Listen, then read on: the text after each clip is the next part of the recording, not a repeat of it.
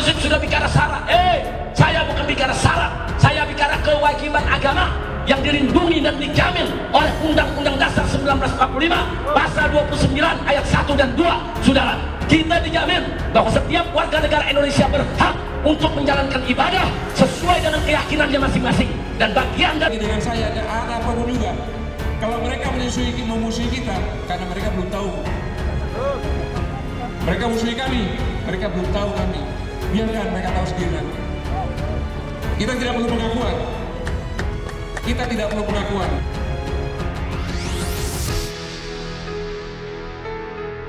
Gatot Nurmantio bela Habib Rizik, minta periksa semua kasus kerumunan. Presidium Koalisi Aksi Menyelamatkan Indonesia, kami, Gatot Nurmantio meminta segala bentuk kerumunan di tengah pandemi COVID-19 ini ditindak tanpa tebang pilih. Hal ini respons Ready Forward penindakan hukum atas kerumunan massa yang dihadiri pemimpin Front Pembela Islam FPI, Rizik Syihab di tengah pandemi virus corona. Yang terjadi belakangan ini tentang pemeriksaan Habib Rizik Syihab. Kalau memang negara ini adil dan benar-benar beradab, maka semua kumpulan orang diperiksa semuanya. Ini contoh saja, kata Gatot dalam acara Dialog Nasional 100 Ulama dan Tokoh yang disiarkan secara virtual melalui kanal YouTube Front TV, Rabu, 2/12. Gatot juga menyoroti perlakuan yang diterima beberapa pentolan kami, seperti Syahganda Nainggolan, Jumhur Hidayat, dan Anton Permana. Penangkapan terhadap 3 orang itu, menurut Gatot, menunjukkan bahwa negara belum mampu mengamini asas keadilan dengan sepenuhnya. Selain itu, mantan Panglima TNI ini pun menyinggung beragam ketimpangan dan ketidakadilan yang terjadi di Papua Barat dan beberapa daerah lainnya. Dia, aparat penegak hukum, melakukan pelanggaran hukum dengan menangkap kami, mereka anggota kami, ditangkap tanpa barang bukti, jelasnya. Hal senada juga disampaikan Sekretaris Umum FPI Munarman.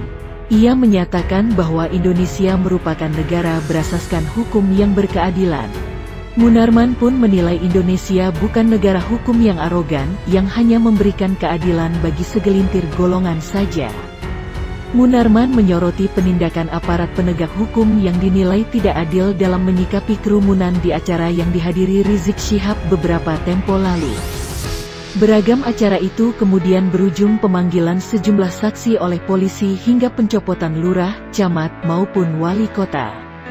Ini menunjukkan bukan negara hukum berkeadilan, kata Munarman dalam acara yang sama. Begitu pulang dari Arab Saudi pada tanggal 10 November lalu, Rizik Syihab mengundang kerumunan massa di setiap kegiatan yang dia hadiri. Dia juga sempat menggelar kegiatan Maulid Nabi Muhammad SAW dan pernikahan putrinya, Najwa Syihab, di kediaman pribadinya di Petamburan, Jakarta Pusat pada Sabtu, 14/11 malam.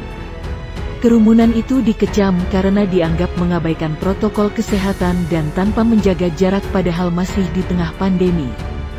Buntut dari acara itu, polisi melakukan pemeriksaan terhadap Gubernur DKI Jakarta Anies Baswedan, dan Wagub DKI Jakarta Ahmad Riza Patria. Selain itu, Wali Kota Jakarta Pusat Bayu Megantara dan Kepala Dinas Lingkungan Hidup Andono Warih dicopot dari jabatannya. Pencopotan itu berdasar dari hasil audit inspektorat yang menilai keduanya telah lalai dan abai dengan tidak mematuhi arahan dan instruksi dari gubernur.